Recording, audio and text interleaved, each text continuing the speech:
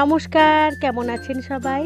ভালোবাসা আর বাড়ির মানুষের ছোট ছোট আবদার পূরণ করা রান্নাঘর বাড়ির আবদারে আপনাদের সবাইকে সুস্বাগতম জানাই। নিমপাতা তেতো হলেও শরীরের জন্য যেন অমৃত। বসন্তের এই সময়ে রোগ প্রতিরোধ ক্ষমতা বাড়াতে নিমপাতার কোনো জুড়ি নেই।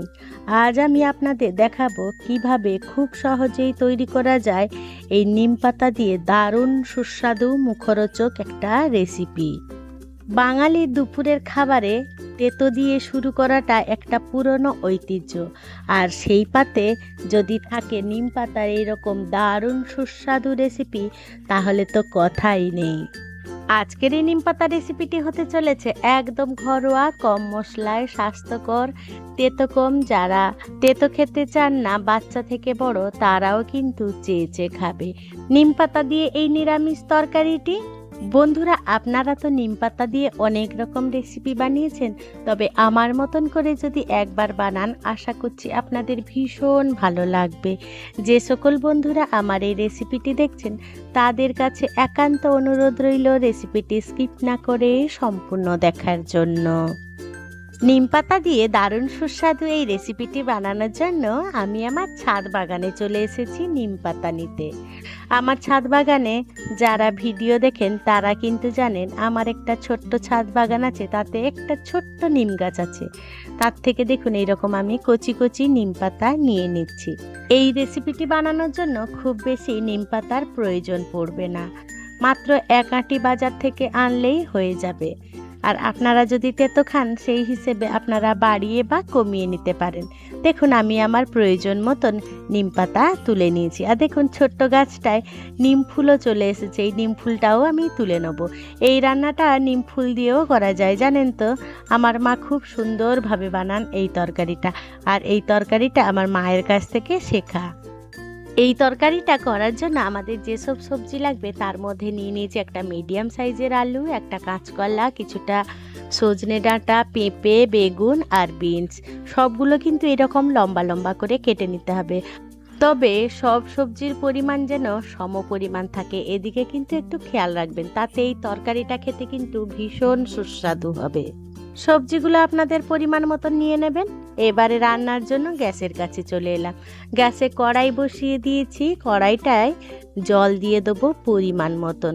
এই তরকারিটা একটু ঝোলঝোল হলে বেশি ভালো লাগবে খেতে, তাই প্রথমে বেশ খানিকটা জল দিয়ে দিয়েছি, যাতে সবজিগুলো খুব সুন্দরভাবে সেদ্ধ হয়। এবারে স্বাদ মতো নুন দিয়ে দিলাম, আর তরকারির পরিমাণ মতন হলুদ গুঁড়ো দিয়ে দিলাম। এইভাবে যদি রান্না করেন না, এই তরকারিটা ভীষণই স্বাস্থ্যকর হয়, একদম কম তেল মশলায় হয়। এবারে দেখুন জলটা এরকম ফোটা পর্যন্ত আমাদের কিন্তু নুন আর হলুদ দিয়ে অপেক্ষা করতে হবে।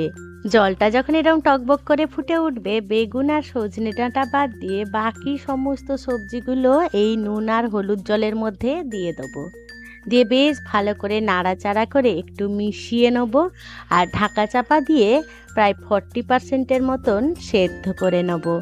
আমার এই রেসিপিটি যদি কোনো নতুন বন্ধু ইউটিউব থেকে দেখে থাকেন, তাহলে আমার এই ক্ষুদ্র চ্যানেলটিকে সাবস্ক্রাইব করে আমার পাশে থাকার জন্য অনুরোধ করছি।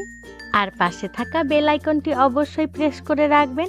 যখন আমি নিত্য নতুন কোনো রেসিপি বা ভিডিও দেবো, আপনাদের কাছে নোটিফিকেশান খুব সহজেই সবার আগে পৌঁছে যাবে।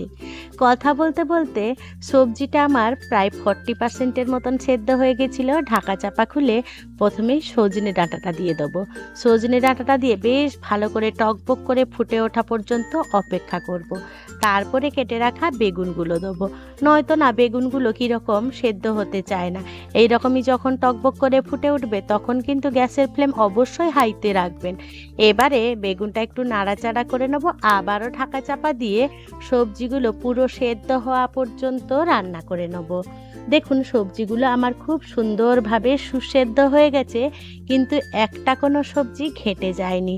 এইভাবেই আপনারা প্রথমে এই রকম সুন্দর করে সবজিটাকে সেদ্ধ করে নেবেন। সবজিগুলো তো খুব সুন্দরভাবে সেদ্ধ হয়ে গেছে। এবারে আমি না গ্যাসের ফ্লেম অফ করে দেবো। অফ করে দেওয়ার পরে আমি আগে থেকে এইরকম সর্ষে বেটে রেখেছিলাম, 1 চামচ সর্ষে বাটা দিয়ে দিলাম। এটা অবশ্যই দেবেন, নয়তো মোটেও ভালো লাগবে না। সর্ষে বাটাটা দিয়ে বেশ ভালো করে নাড়াচাড়া করে এই সমস্ত সবজির সাথে মিশিয়ে নেব। সর্ষে বাটাটা খুব সুন্দর করে কিন্তু এই পর্যায়ে মিশিয়ে নিতে হবে। এবারে সবজিগুলোকে ঢেলে আলাদা একটা পাত্রে নিয়ে নিয়েছি। এবারে কড়াইটা বেশ ভালো করে ধুয়ে পরিষ্কার করে নিয়ে চলে এসেছি। এবারে আমাদের আসল রান্নার কাজ।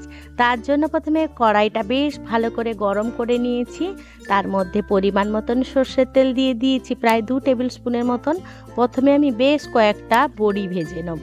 বড়িগুলো বেশ সোনালি কালার আসা পর্যন্ত আমাদের ভেজে নিতে হবে। এবারে বড়িগুলো সুন্দরভাবে ভাজা হয়ে গেলে তেল ঝরিয়ে তুলে রেখে দেবো।